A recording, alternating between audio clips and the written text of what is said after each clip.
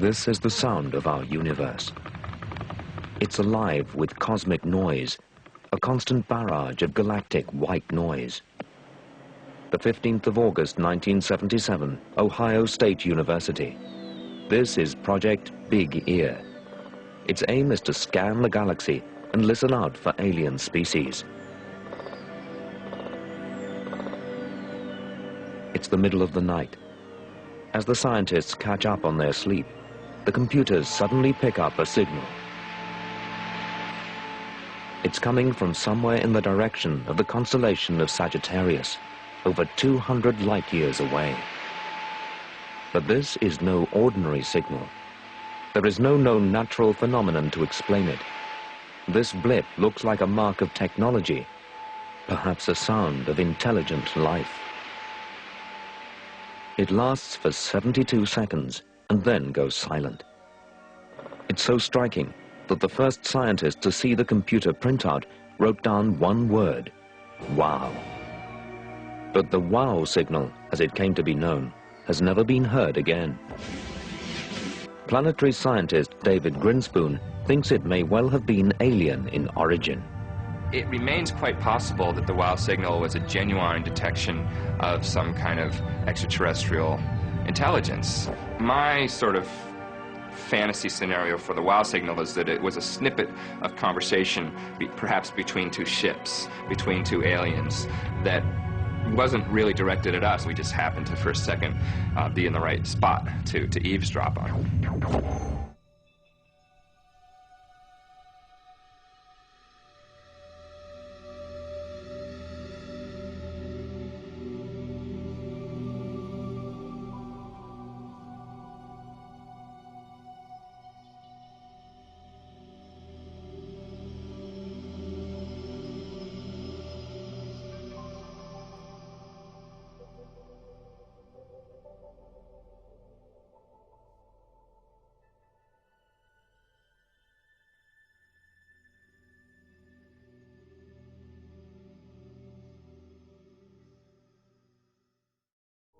Seeing this incredible progress, opinions were divided in our government as to whether this artificial life was safe for us. Would the created destroy the creators? We decided to allow our scientists to continue their experiments as long as they did not create any intelligent life. But the temptation was too strong for these scientists and artists, who were impassioned by their work of populating a virgin world. So one day, some of them decided to disregard their orders and synthesize intelligent people like themselves. Let us make man in our image, after our likeness. Genesis 1:26. Our government was extremely alarmed when it heard about this. How could we be sure that the human beings that had been created would not become a threat to us? For our own security, we told our scientists to keep these human beings in ignorance of any scientific knowledge. They were even told to make these people whom they had created believe that we were almighty gods, so as to be sure they would respect us. Of every tree in the garden you may freely eat, but of the tree of knowledge of good and evil you shall not eat of it, for on that day you shall surely die. Genesis 2:17. At the time, the human beings called these extraterrestrials Elohim, which in ancient Hebrew meant those who come from the sky. It's found in the original Bibles, but in more recent times was mistranslated by the word God. It's important to realize that this is a plural, the singular being Elohah. References to the Elohim can also be found in other ancient texts. For example, in the writings of the Hindu, Greek, Egyptian, and Amerindian civilizations. We can read even today about the many gods who had human emotions and who lived near or with these human beings.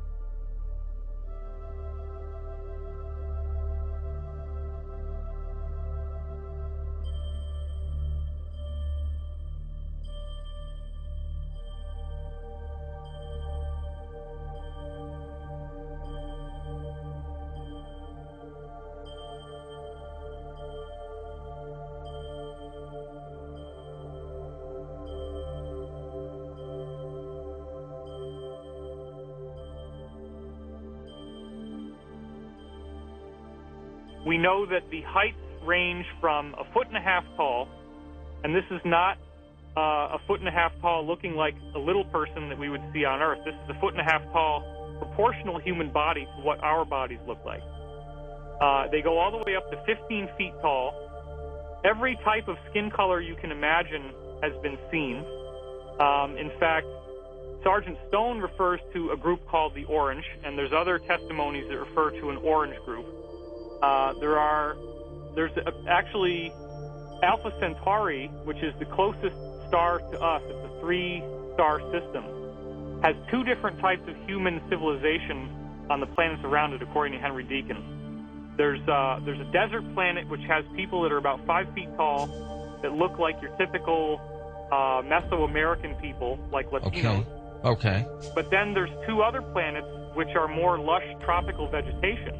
And I know this is going to probably maybe strain credulity to the breaking point, but apparently these people photosynthesize light through their skin and thus have a dark green skin color. Almost plant-like, then. Yeah, they actually do seem to be some sort of human-vegetable hybrid.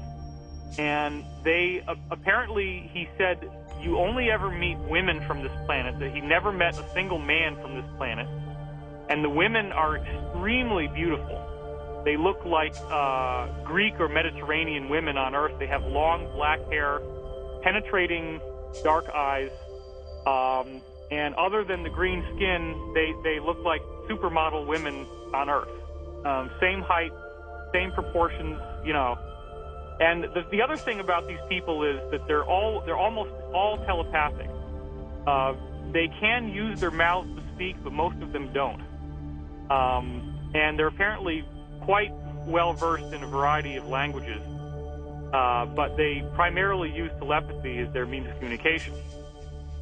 I mean, I know so much about this. You can just ask me anything. There's so much.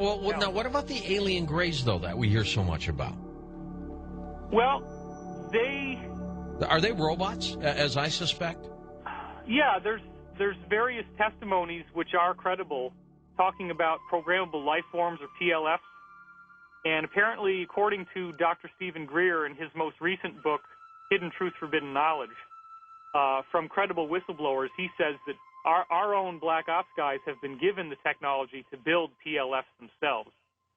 And what you are essentially dealing with there is where you can grow a life form that has a limited consciousness but is not really a sovereign being in its own right. It's more like a programmable robot.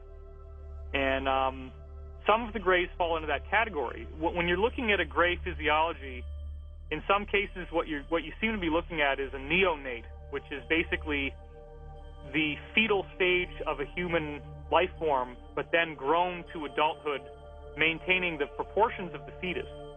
And that's why you get such a thin body and such a large head. That head obviously couldn't pass through a human birth canal. So these are beings that are grown. They're no longer being born naturally. But another thing that people don't realize is that the eyes on these beings, the reason why they're black is because that's actually a lens that pops over the eyeball. And if you take the lens off, you do have a more human-like eye underneath. The only thing is that it has very severe conjunctivitis, as we would think of it. The whites of the eyes are totally bloodshot. Okay, but why the lens? What's the necessity for that? Well, first of all, it protects their eyes because their eyes are very sensitive to light.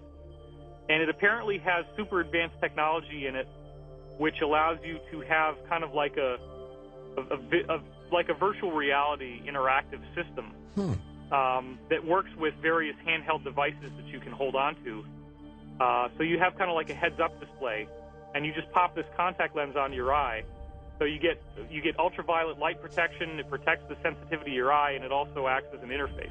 Your opinion, David, these 57 species throughout the universe, are they all believers in a God, let's say? Well, just to clarify your question, I didn't say universe. I said galaxy. You did say galaxy. Right. Okay. Well, and why do we make that distinction then? Well, because it seems that this particular galaxy has designed human beings exclusively to evolve within it. And to get back to your original question, yes, most of these people have essentially a very similar set of beliefs, because apparently as you progress farther along in human evolution, nature of the universe is no longer veiled. In fact, we already have enough scientific information now to essentially transcend the boundaries of religion and move into a unified cosmic conception where we can all agree on some basic principles, which would include the idea that the fundamental energy that makes all matter as we know it is conscious and has an awareness that is essentially unified. This seems to be what all of these various beings understand. Henry, the witness who's interacted with them, says they're much more enjoyable to spend time with than people on Earth here, because they have a much higher sense of morality and compassion and balance as people. All of them? Well, not all of them. I mean, the Anunnaki, as I said, have a kind of terrifying appearance, and they're hostile. Some of the gray type species can be very withdrawn and clinical in the way that they approach a so-called conversation, which is really more like a telepathic exchange. My original Black Ops contact way back in 1993, when I first heard about all this stuff, was a physics professor who taught at the college of a friend of mine where he was going, different from mine. And this professor was saying that in the higher echelons of NASA, it's considered common knowledge that the Roswell crash happened, that UFOs are real, that ETs are visiting us regularly, that we gained their technology and we reverse engineered it into computer chips and all these other things we use now, like fiber optics and Teflon and LED lights. And one of the things he said was there's three types of being they found in the ship overall, the tallest of which looks almost the same as a human on Earth. There might be some variances in the color of the irises. You get like a really deep blue that you don't get on Earth, or you get like a violet color.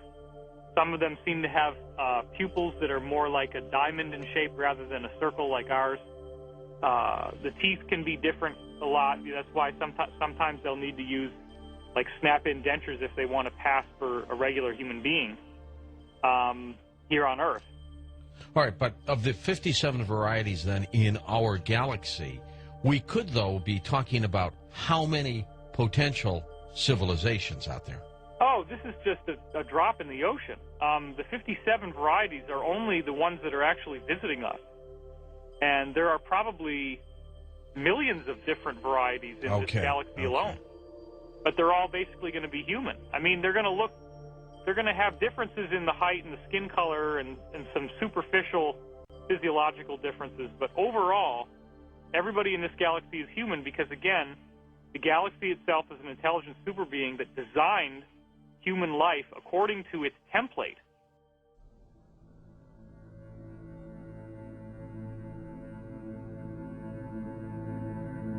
I'm faster than you. I'm stronger than you. Certainly, I will last much longer than you. You may think I am the future, but you're wrong. You are. If I had a wish, I'd wish to be human. To know how it feels. To feel. To hope. To despair. To wonder. To love. I can achieve immortality by not wearing out. You can achieve immortality simply by doing one great thing.